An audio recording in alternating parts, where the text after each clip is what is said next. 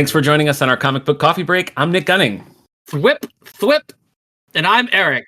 I just swung in via my Spider-Man webs. Yeah, that was surprisingly agile and a little bit impressive. Eric, today I'm drinking Lavazza House Blend in my brand new Beetlejuice mug. Look at that. Oh, look at that. What does it say? One side has just the logo and says Beetlejuice, and then there's a picture of him in the tuxedo and it says the ghost with the most.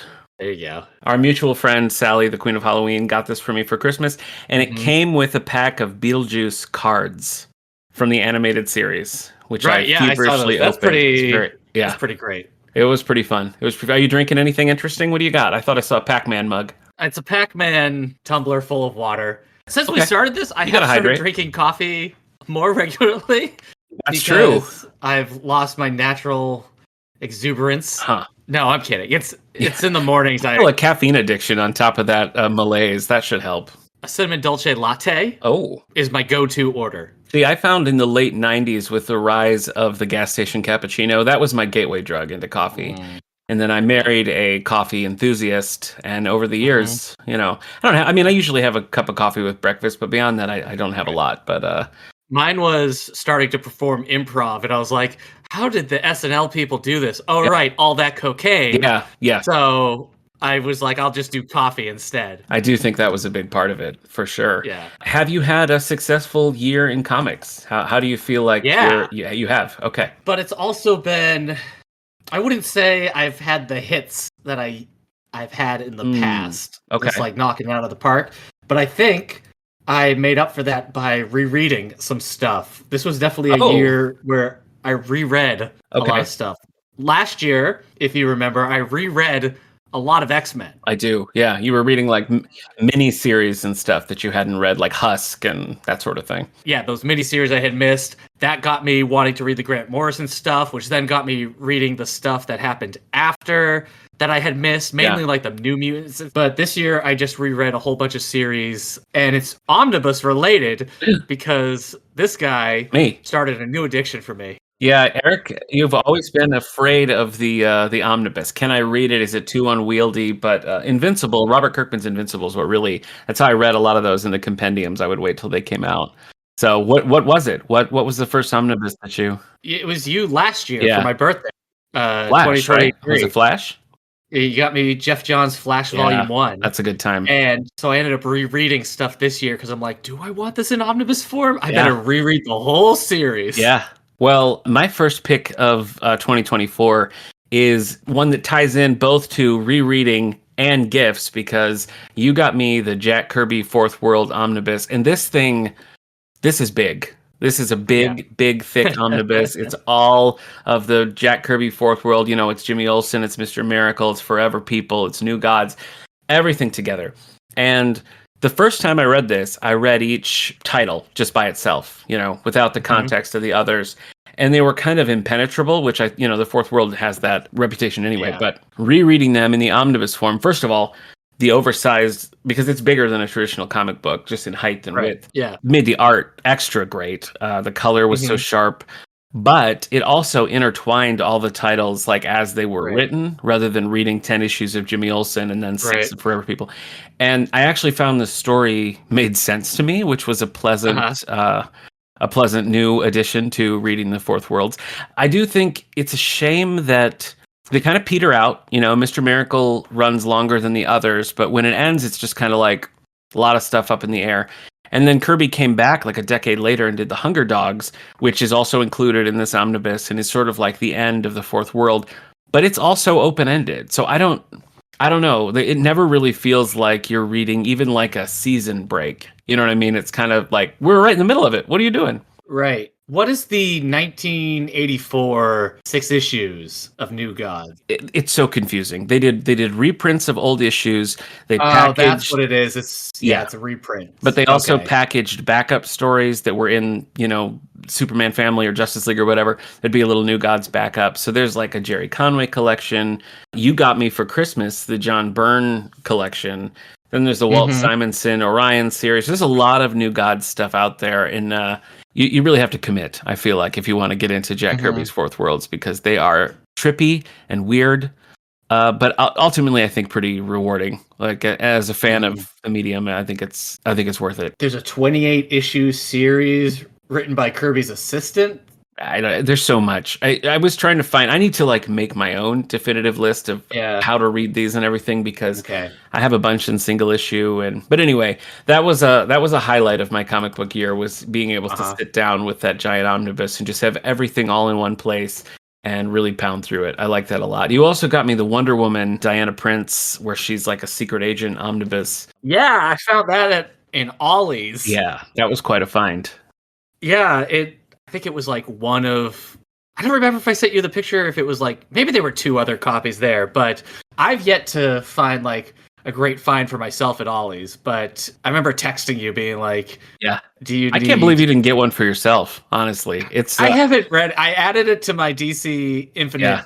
read list, but I mean, it's a cool production. Oh yeah. The omnibus. It really was. Yeah. Did Speaking you of reread that omnibuses and series? gifts, no, but I have a birthday present from you that I have not opened that feels like an omnibus. Should I open it right Well, now? there's more than one presence. This one feels like an omnibus to me. So Okay. I'm gonna Maybe. open it. Maybe it is. Superman, the Triangle Era omnibus. Hey. This, I'm very excited about this because these were coming out when I was buying single issues. So I have a lot of these in single issues, but you know, it wasn't like I had every single issue. Right. So I've never really like sat down and read all of these Yeah. like classic 90s stories. Mm-hmm. And I'm very caught up in Superman, and these have been kind of hard to get collected other ways. So I'm this is now at the top of the list. So thank you for my birthday present. You're I'm well. I excited wonder about how this. far they're gonna go with that like branding. Because Yeah. I was reading it like just kind of petered out in the early aughts when they were like, "Oh, we even got the order wrong on some of them." Yeah. But I mean, I didn't realize that was the style for like all of the 90s. A long time. basically. Yeah. Yeah, it really was. So how many issues are in that? Because it would be Oh, a year geez. would be 52 issues, right? Yeah, I mean it seems about that. I mean, Superman 49 through 63, Starman 28, Adventures of Superman 472 to 486, Action Comics 659 to 673, and Superman the Man of Steel 1 through 8. So, yeah, that's about 50 issues. I mean, so are they going to do 10 volumes of these? Who knows? I have no idea. Because this is collecting like other series as well. So, Yeah. I mean, you're the one who alerted me to the existence of this. And I had to ask you because I hadn't. Yeah. I didn't know about the triangle era. I didn't know what it meant. I'm like, why? Yep. Is his logo a triangle or something? Yep. Well, that's very cool. What have you been reading DC wise? What do you got? One of the rereads I did, omnibus related, was I reread Jeff Johns' Aquaman omnibus. Oh, I loved it. When that was coming out, I loved it. You can usually find this omnibus real cheap. Oh, really? Yeah, it's usually $40. Oh, that's not too bad at all. Well, it's not a lot of issues. It's 16 Aquaman issues and 3 Justice League issues. Oh, wow. That did feel longer. It did. In rereading it, I don't know how I missed it, but it ends. It has a sense of finality between Aquaman and Mera. Yeah. And, you know, the throne of Atlantis in that sense. But it also ends with Jeff Johns teasing, like, also there are 3 other kingdoms and I know where they are and we're going to find them. And it even ends like, follow this saga in the Justice League event. That never happened. And Jeff Johns never continued it. And the common theory is that most of that stuff was wrapped into the first Aquaman movie. Oh.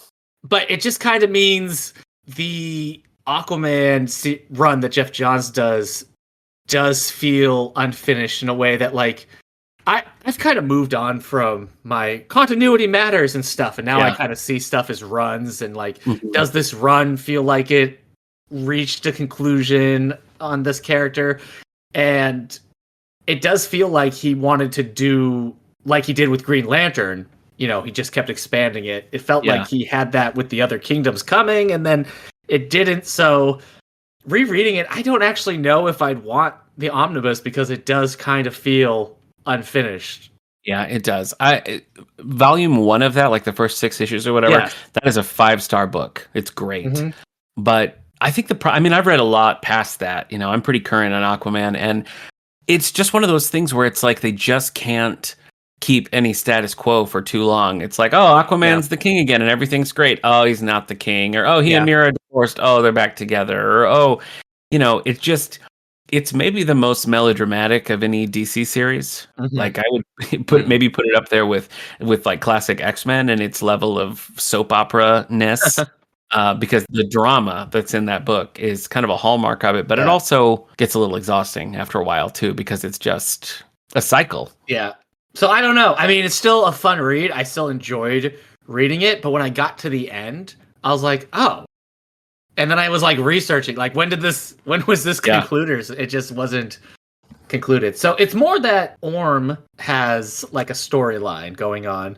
And so his storyline doesn't feel like Jeff John put a period on it. Yeah, I guess that's true. And since it's the very last page too, anyway, real first world niche geek problems that don't really matter, but it just means I probably, unless I find it on sale, I might not be adding it to the collection. All right. Speaking of big epic DC things, last year I had read Infinite Frontier, which I really liked, and that was kind of a lead into Dark Crisis. And so I spent the year sort of reading up to the Dark Crisis era, and then I did kind of how we did with the old Green Lantern run, where you get all of them and read them in like a traditional order. And Dark Crisis, I don't know. It has a lot of cool things to say about Nightwing, which I'm always a fan of, but like unfortunately, I think this falls into that category of like another DC event that promises stakes and then it's status quo the next day. I don't remember the last thing I tried to read of these like DC Infinites or Crises or anything, because this led into Dawn of DC. Yeah. But then that leads into Absolute Power, which then leads into DC All In. And like this stuff is just so, I don't know. It's just so many reboots, and it feels different. Like Marvel is very guilty of the, all right, new writer, new number one kind of thing. But I'm like, okay, well then I'll just start at that and read it. But like with this DC stuff, like they also kind of continue. It's rebooting the universe, but also I don't know. I get very lost now trying to figure it out. No, I do too. And see, I think the reason why Infinite Frontier succeeded in a way that Dark Crisis didn't is that Infinite Frontier, I think you could pick up and read that and be like, whoa, what a cool story. And that would be it. Dark Crisis, I just don't think you'd have that experience. It's kind of a repositioning thing, and it doesn't really hold its own weight very well. So I don't know. I wouldn't recommend it, but it's kind of an epic thing, and I did go the distance on it. So I want credit. Okay. You get credit. Have you been paying attention to this all-in stuff? Not really, because I'm at the Dark Crisis point. So I've just been kind of taking these reboots as they come. So I'm starting in the next era. I think Flashpoint Beyond is where I'm at. Oh, geez. I haven't read any of these Absolute series. No, Absolute Batman, Absolute Superman, Wonder Woman. I didn't realize that this was basically them making their own Ultimate Universe kind of thing, like Marvel did. But also, that's kind of what I thought the Earth 1 hardcovers were, which Jeff Johns also never finished his Batman Earth 1. But the reviews for these Absolute series have been pretty glowing so far. I mean, just at the beginning. Yeah. I mean, I'm planning to get there. I just am working my way slowly through it. It just drives me crazy because DC's oversized hardcover, the ones that you would get because you really like the art. Like I have one for All-Star Superman. They're called I bought that for Absolute. Yes, those are the Absolute editions. Right. You get the Absolute Swamp Thing, Absolute Grant Morrison's, whatever. And so in the future, are they going to do the Absolute Batman? Absolute Squared is what it will it's be just, called. Anyway, that's neither here nor there. I also reread, we had a fun conversation about this. You and me? Air, I'll decide if it was fun. I finished another New 52 series I decided to reread. It was Demon Knights. Demon Knights, yes. Mainly because I had never read Volume 3. I had read the first two volumes. I haven't read Volume 3. That's true. Not yet. But also so much time had passed. I'm like, I better just reread the whole series. It's only 23 issues long. The difference between Volume 3 and the first two is that Paul Cornell was the writer for the first two, and then Robert Venditti took over. And there is a vibe shift. I didn't like it as much as the first two volumes that Paul Cornell did, but if they ever collected this series in omnibus, I could be slightly tempted to get it. You have no memory of the series, but we both read it. You really liked the first volume. You did. gave it a good review. I looked on Goodreads and I was like, oh, I did really like this, but nothing. When the New 52 started, this was taking place in medieval Camelot times. It had Jack Kirby's the demon. Yeah, I do remember the demon. I do remember that. It had the horse girl who's paralyzed from leg down but can communicate with horses and animals, so she's always on a horse. Is that helpful? I don't know. You had Golden Knight. Okay. You had an Amazon. You had Madame Xanadu and Jason Blood, and you had a Vandal Savage. And it was just them dealing with demony things, Camelot issues, and it was just kind of fun and detached from everything. I'm glad I reread it because it was fun. I don't think it's necessarily like a classic. Like, if you miss this, you miss, one of the greats. But it's one of those things where if it hits for you, it will hit. Okay. I read one kind of like that, and when it's like either you're in or you're not, and it was One Star Squadron by Mark Russell. Oh, yeah. This is one that I would recommend too because I think it's a lot of fun. It is primarily, I would say, a Red Tornado story, and it's about a group of heroes basically going freelance, and it's kind of the Dial H for Hero model where it's like, hey, you need help, give us a call, and we'll send you a bill. But it just becomes this, I don't know, it's a character piece more than anything. And it's just like, can they still do good with this setup, and what's it all about, and what does it mean to be a hero and everything. And it's just a really fun, really tight, I want to say 6 issues. Okay. I don't even know why I picked it up. I guess I just saw it and was like, I don't know what this is. But I really enjoyed that quite a lot. And I read a bunch of random Kirby things as well that are sort of non-DC, but I really liked the Mr. Miracle book by, I don't remember who did that, Easton, I think. Yeah, Brandon Easton. Was really fun. The Source of Freedom. I read the Kirby Genesis stuff that like Kurt Busiek and others were working on. It was kind of nonsensical, but as a Kirby completist, I have to get there. The Demon and Commandy are still on my list too. I still got a little ways to go with those things. Speaking of Kirby, I read the Stan Lee Jack Kirby Fantastic Four. I think I had started it last year. We talked a little bit last year about it. Yep. Yeah, I finished it this year, and it definitely made me want to read Kirby stuff because it's, God rest his soul.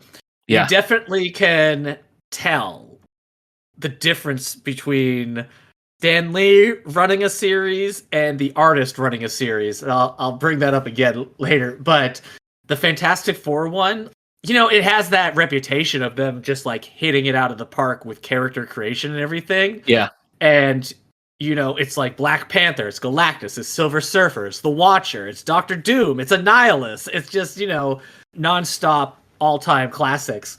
Yeah. And when Jack Kirby leaves, it's like, it's a planet of gangsters. It's Mole It becomes the original again. Star Trek series. Yeah.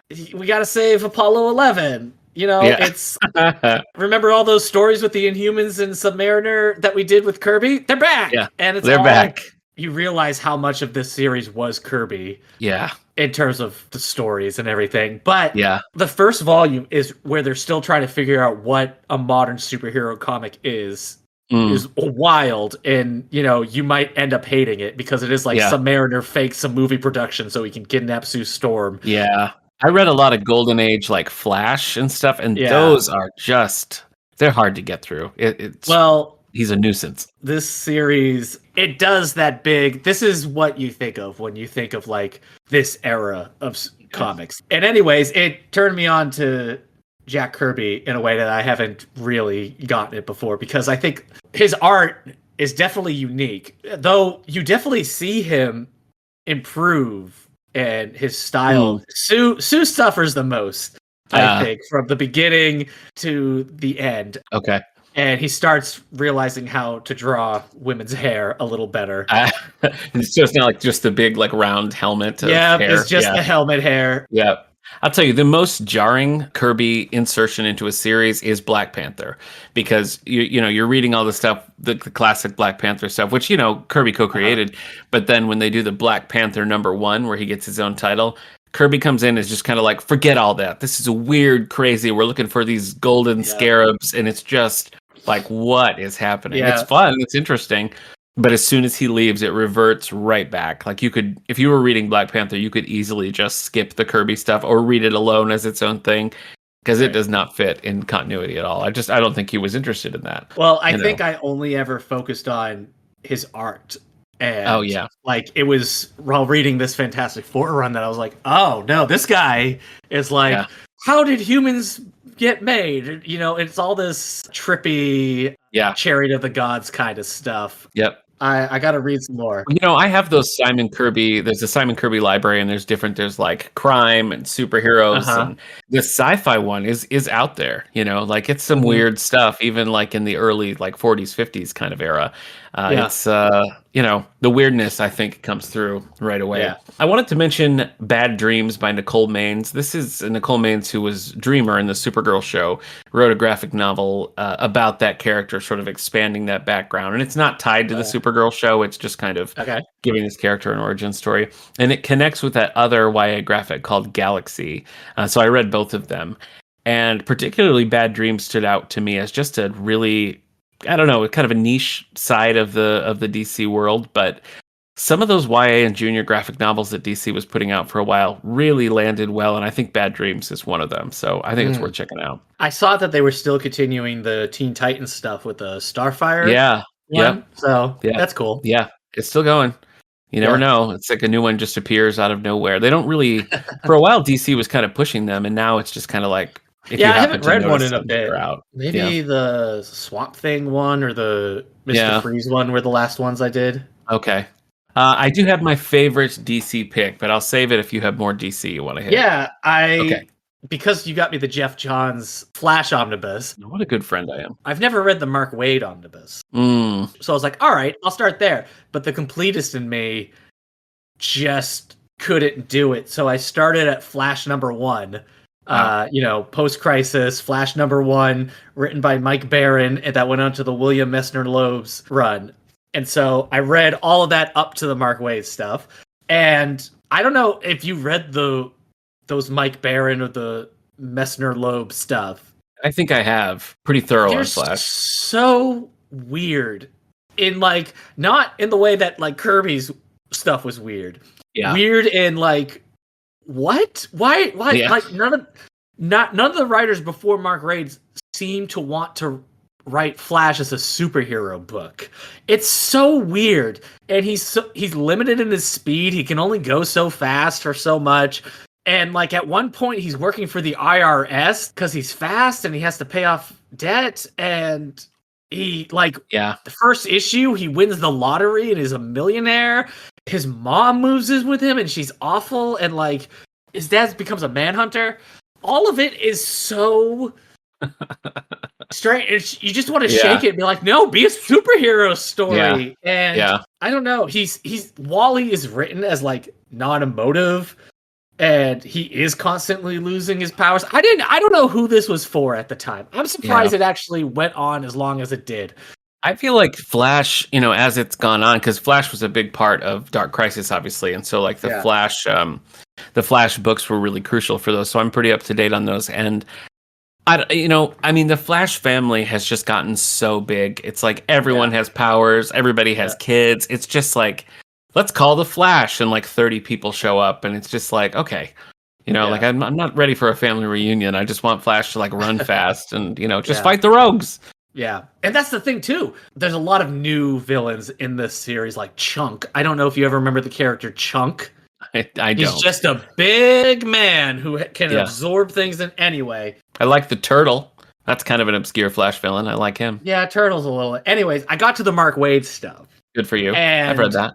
The change is almost instant, mainly because he does that Return of Barry Allen story, and we get some Reverse Flash stuff, and it's like, all right, a superhero book, finally. Yeah. And it's kind of crazy because I didn't realize like he just created the Speed Force.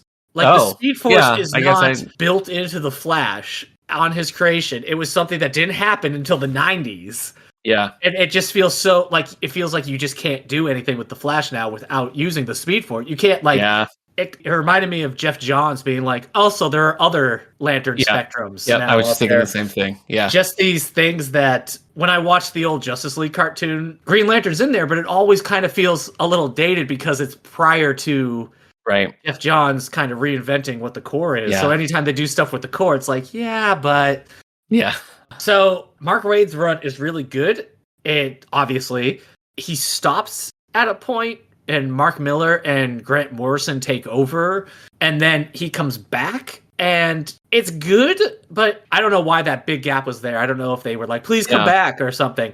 I don't know. It still ends well, but it ended better the first time around. Okay. But he does a lot of, speaking of the Flash family, like this is, I think this series is known for like really bringing the Flash family together. You get Max Mercury, you get Jesse Quick, bringing Impulse, so you get Bart Allen. And so I also read Mark Waid's Impulse series. I liked that. That's one that I've never done like a complete run through, but that's always been I want to because I really enjoyed what I've read. Yeah, it's a lot of fun. Humberto Ramos, I like his art, but it's definitely extreme in this one. I mean, I still like the art. It's just the way they write and draw Impulse in this series. He's just very bouncy. He's like, you never know which corner of the panel he's going to be in. He's always just having a good time. So it's a fun series. It was like 27 issues, you know. Yeah.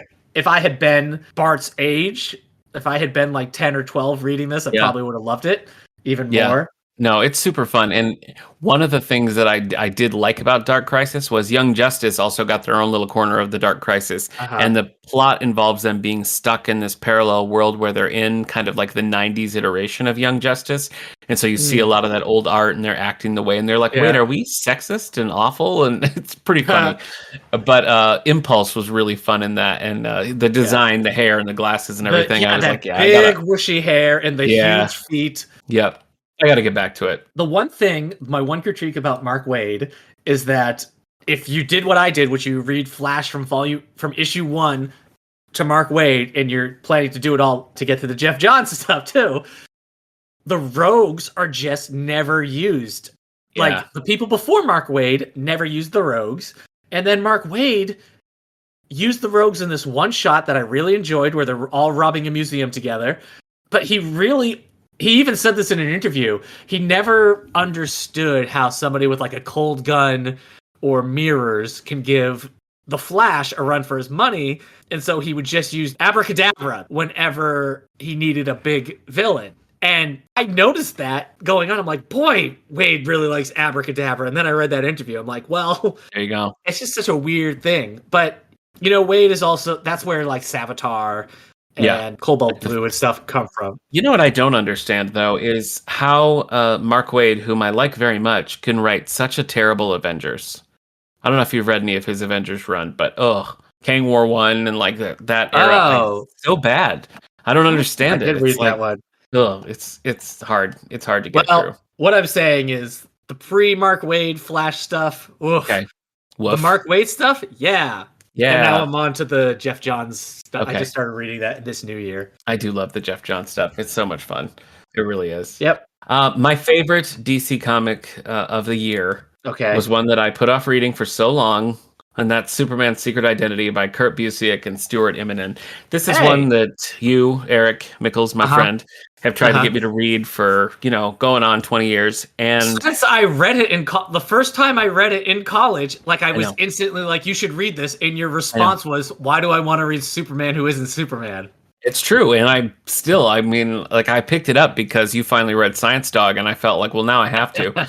But I don't know. I mean, it's a story where, it's set in an alternate world where comics are comics. And so people are familiar with the concept of Superman.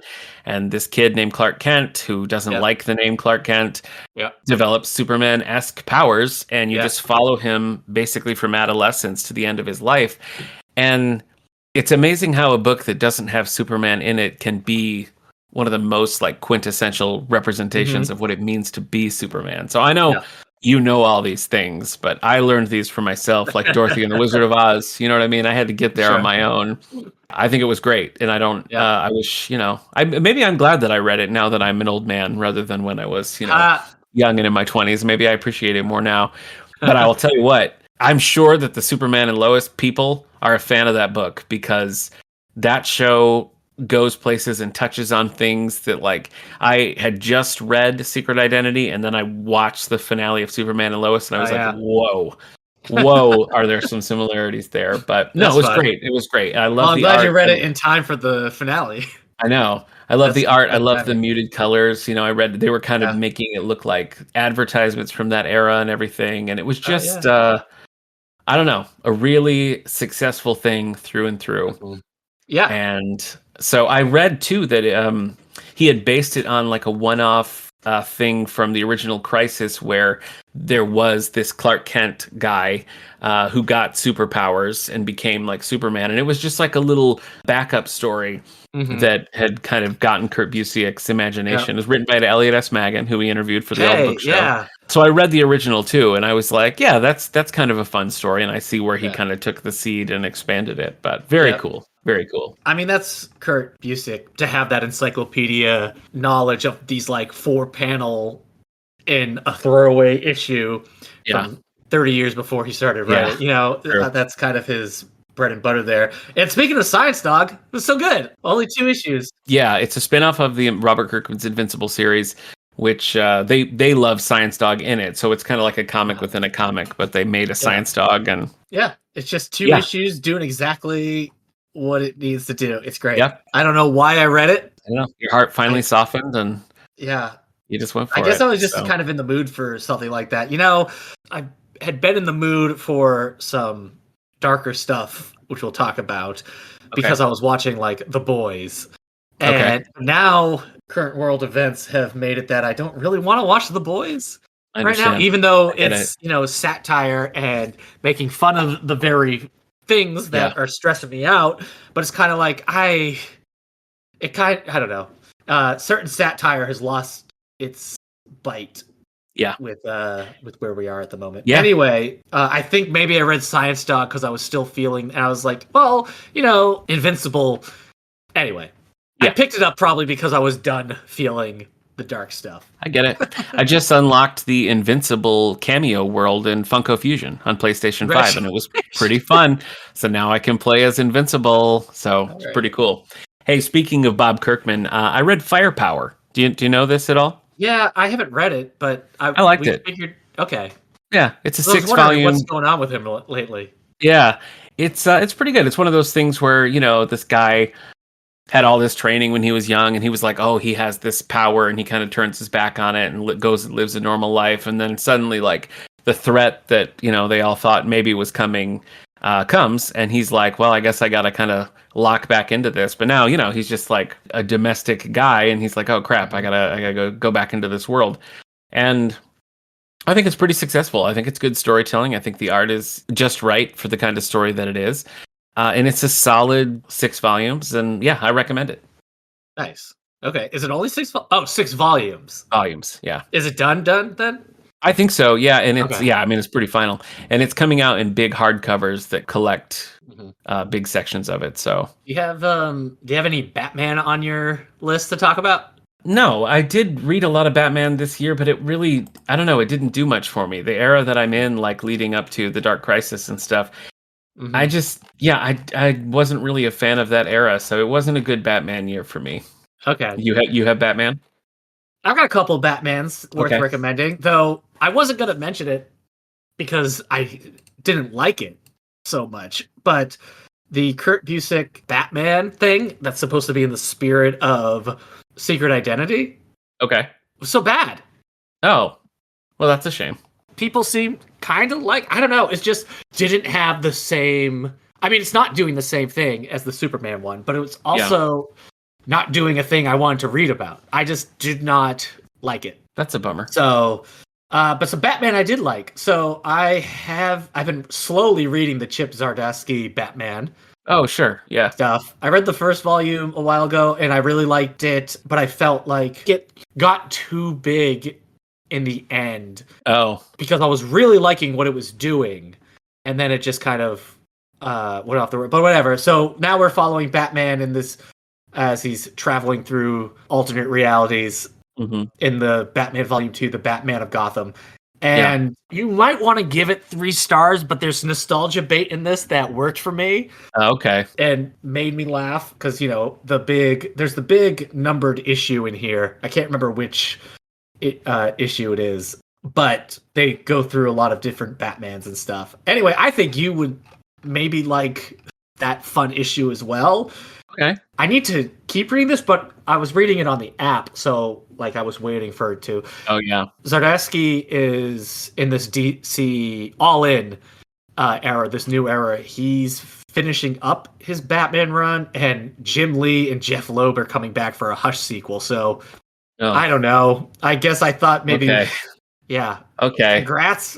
That first Hush was so good, and that never again. I swear, never again. Yeah.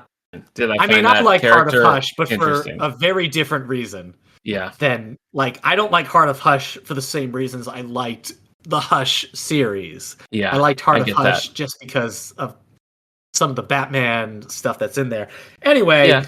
Oh, the Batman Catwoman stuff is interesting in Heart of Hush. Yeah, so, I like the last issue a lot, where Hush ends up in the Batcave and he's just blown away by the egotism of Bruce Wayne. Yeah. He's like, "We're par for every mood." That's funny. But anyway, Chip Zdarsky's Batman run continues to intrigue me. I am shocked. I gave this 4 stars. I read Batman and the Joker, the Deadly Duo. Oh, I keep seeing ads for that, and I never read it. It's by Mark Silvestri. And that's why I read it, because, I'll also read anything Batman, so it wasn't just the reason I read it. Right. But Mark Silvestri's name on the tin is why I was excited to read it. Apparently, I gave it 4 stars. Okay. Because it was too long. It under-delivered, I felt like, over 7 issues, and it got a little weird, but I just liked his art throughout it, so that didn't disappoint. Well, you're right. I mean, the look is the thing that kind of intrigued me, so... Yeah. Batman Gotham After Midnight was a 2008 series. It recently got a deluxe edition. Okay. And I had missed it. So I checked it out, and looking back on it, I enjoyed it because the art was really cool. It's very moody. If you don't like the cover, you're not going to like the series because that's the whole series. But it was cool. I think I'd like to get the deluxe edition. Okay. I like a good deluxe edition. Yeah, that's the thing I have to blame on you too with these omnibuses. I've been realizing they've been putting out these deluxe editions as well for the things that maybe you don't fit in an omnibus, and I'm like, I just got to replace my whole collection with hardcover, nice hardcovers. You have to do it. Stuff like The Cult, Batman the Cult just got re-released as a hardcover deluxe edition. It's a great Jason Todd story from back in the day. Yeah. Need to grab that. Yeah. An older Batman, I think from the early aughts, I think. I don't know when these issues were originally published. It's called Batman Blink. No, haven't read it. Dwayne McDuffie. Oh, sure. Okay. Writing this, it came from Legends of the Dark Knight, that series. And it was 2 separate stories that had a gap between them. But it's just about this character, Blink, who, if he touches somebody, he can follow them. He can see through their eyes. Oh, yeah, I can do that. I've never seen this character before. These Batman stories were pretty fun. Okay. People who write Batman now, everybody's trying to write Batman so that or at least it seems like everybody is writing Batman to have I've written a definitive Batman story. I've written, this run is going to be up there with the Court of Owls, and you miss people who I just want to tell a fun 3-issue story in Batman. I know. I mean, as much as anybody, I like but it's the same. It's the issue with the Joker. Nobody can just write a 2-issue Joker story like Jokerfish anymore. Yeah. It all has to be Joker. Every Joker story is now an epic, blowing up all of Gotham, killing and I don't know. Batman Blink just reminded me there's a different way to tell. Yeah. Fun Batman stories. Yeah, definitely. Oh, speaking of Chip Zdarsky, Batman the Knight. This was 10 issues. Prior to your concept of year 1, this is that time where Bruce is training, his training years, where he goes abroad and learns from all these masters and everything. And there's 2 issues I have with this. Okay. Lay them on me. The first is, I didn't hate Ghostmaker. I didn't hate Ghostmaker's like, oh, he, had trained with Batman during stuff and they were friends and now he's his own thing and he wants to be better than Batman and all that. But he's here for all of this. Actually reading Bruce Wayne with somebody else during all his trainings, it kind of takes away from what I always kind of picture as kind of a lonely adrift time. Yeah, that doesn't really gel, does it? Yeah, it kind of takes away from this being Bruce's story there in ways that just kind of felt crowded. Yeah. And also, everybody he learns from is some kind of like costume figure already. Like, it's not like they're not dressed as Batman, but they are all wearing outfits that you're not going to get from just somebody who is a good lockpick. Who's somebody who's like, oh, this is how you move quietly. It's all... So it kind of also felt like it... Well, then Batman's not that big of a deal. Yeah. When he shows up. Everybody's like, oh, what's this costume just certain freak? things. Certain things like that you just don't want to pull back the curtain because like once you start explaining it, it becomes dull. Okay, I got one more Batman thing. Okay. I read the book Batman Resurrection by John Jackson Miller. Ugh. You hate John Jackson Miller. I mean, not personally. I'm sure he's a lovely man, but I've read several of his books, and I just have never liked a single one. And it's a shame because he writes a lot of Star Wars and a lot of Star Trek, and I liked Kenobi, and I liked his Knights of the Old Republic thing, even though I didn't realize it was going to end on a cliffhanger that was continued in the Old Republic MMO. Yeah. Batman Resurrection. Weird book, man. For people who don't know, it's a direct sequel to the 1989 Batman, which also Batman 89 was. Yeah, right. Well. So Batman 89 took place after Batman Returns. Oh, okay. The comic series. Okay. So I don't know. Anyway, Batman Resurrection got a lot of issues. Here's some of the nice things. All right. He nails the voice of Alexander Knox of all the characters. That's funny. He's the first character from the original movies with like speaking lines, and it's like, that this is how he talked. At one point, somebody's like, "Is that your watch?" He's like, "Yeah, it's a trusted heirloom." He was like, "Give it to me." He's like, "Yeah, sure, fine. It looks great on you." And it's just it also, when he does the Joker's voice in flashbacks and stuff, it's like he'll expand on some of them. It's like, yeah, this seemed like a line Jack Nicholson would have said. Love it. So he kills me in that movie. Yeah. But I think the biggest issue is he doesn't nail the voice of Michael Keaton. Oh. In this. Well, I mean, that's the title character. Right. Michael Keaton played Batman in the film. That's the issue. It would be one thing if this is how he's writing Batman. But because this is a direct sequel to that movie, and you're supposed to be like, this is Michael Keaton's Batman, he reads... I don't know. It's a weird read. The character is... He's way more talking. Like, I didn't find... Michael Keaton doesn't talk too much. No. I mean, he does, but like... I don't know. He's a very open character. The way he talks to Alfred, it's like, I don't remember any of these scenes. Yeah. So that's strange. I do think Keaton's Batman is a hard voice to nail down because Keaton's such an unusual actor. He's an unusual choice. And the way he delivers a lot of those lines and interacts with all the characters so differently, it would be hard. It would be really hard. Yeah.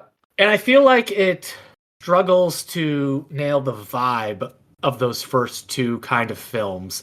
It's a big undertaking, I feel like, to try to continue such a specific vision, from both Burton and Keaton. There is some nostalgia to be found if that's what you're looking for, but like you said, like the Burton stuff is just so specific of a mood, of a setting, even with the characters, and I just didn't feel like it nailed that. And the ending, oh my word, it might be one of the grossest last lines I've ever read. Not gross, but like gross in like we've got a hint at the next villain because they're doing a sequel. It's going to be a duology apparently, and it's one of those things. use a villain who isn't one of them. They're Okay. basically like, wow, this villain sure likes plants. Oh, Whoever sent you this must really like the cold. right. And it's one of those. That's no And good. it's just That's no like, good. oh my gosh. Anyway, that's my Batman. Wonder why they would do that. I mean, what's the? No, it's Because I mean, you're right. I mean, Batman '89 already exists. We got Keaton back in the Flash. I mean, is there really an appetite for this? It's strange. I thought I was hoping if it could nail that like 89 vibe, I would, enjoy it, and it didn't. And do the comics? I don't think I've read Batman. I've read Superman 77 or 78, whatever it is. But I don't think I've read. I really didn't like 89. Yeah, that's a shame. It was a mess. It was a mess. The art was able to make the characters look exactly like them. Like it looked like Michelle Pfeiffer on the page. I have read Batman '89. I 3-starred it and have no memory of it. So I guess that's, Anyway, we've covered DC. We've covered a lot of Batman. I mean, there's other Batman stuff I read. Like, you read Batman Incorporated as well. Did you finish it? No, I think I just read a volume or two. Yeah, the first volume. Did you like it? Not really. I mean, I feel like it's fine. It's fine. Yeah. Yeah. It didn't really blow me away. It was fun, but not like, wow, finally, fun Batman stuff. Yeah. The Batman Incorporated characters, I don't even remember what it was, but showed up in something else. And I was like, oh, that's interesting. And it made me want to read Batman Abyss. This. Yes, because I really liked Batman Abyss. Yeah, I really liked Batman Abyss. It was just that's why. like a one kind of story with those characters, and it put them all in a pretty good light.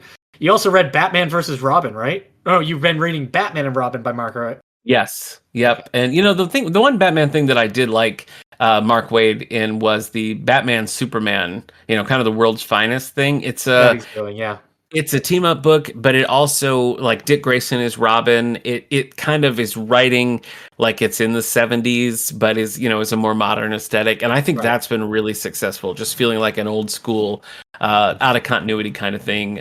Good use of Robin, good use of Supergirl. That's a lot of fun. So yeah, there's my favorite Batman of the year. He started, I think there's only 2 issues out, Batman and Robin Year One, which is also getting a lot of high praise. So I'm excited for that.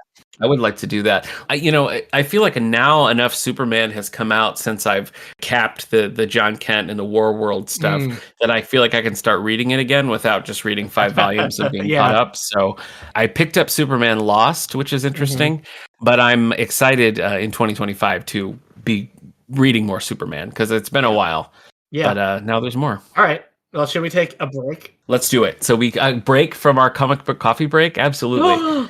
So we've covered our DC worlds, but we still have Marvel. We still have, non-big 2, and we still have movies and shows, and maybe a quarter bin coming down the road. So make sure you tune in to part 2 of Comic Book Coffee Break, Giant Size Annual number 4. We'll see you next time.